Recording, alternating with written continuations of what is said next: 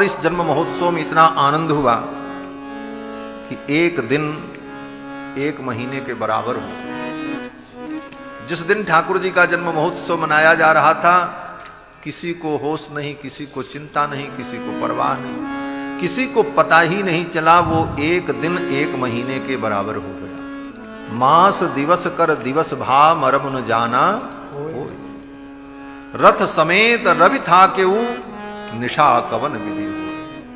एक महीने के बराबर एक दिन हो गया महाराज। सूर्य भगवान रुक गए, सूर्य भगवान आगे चले ही नहीं। सूर्य भगवान आगे नहीं चले तो दिन भी आगे नहीं बढ़ा।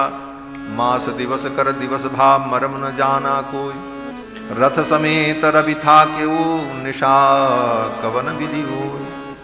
सूर्य भगवान रुके रहे, एक महीने का दिन हो गया। सूर्य भगवान जब रुके रहे तो चंद्रमा को मौका ही नहीं मिला कि राम जी का जन्मोत्सव देखें। चंद्रमा ने सोचा ये आगे बढ़े तब हमारा नंबर लगे, सूर्य अस्ताचल की ओर जाए तब मैं भी प्रकट होकर के लीला का कुछ अनुभव करूं, दर्शन करूं। और सूर्य भगवान तो हटे नहीं महाराज, डटे रहे एक महीने तक। चंद्रमा को भगवान की इस जन्म महोत्सव लीला का दर्शन नहीं मिला, आनंद नहीं मिल पाया। चंद्रमा बड़े दुखी हुए। चंद्रमा ने भगवान से कहा, प्रभु आपकी इस लीला का मुझे अनुभव नहीं हुआ। सूर्य भगवान तो रास्ता ही नहीं खाली करते, रास्ते में खड़े थे, ये आनंद से हम वंचित रह गए। तो भगवान ने कहा, चिंता मत करो, अगला अवतार मेरा चंद्रवंश में होगा और रात्रि के 12 बजे होगा, तुम ही सब दर्शन करना, तुमको दर्शन होगा। तो चंद्रमा ने कहा, महाराज इतनी लंबी प्रतीक्षा करनी पड़ेगी।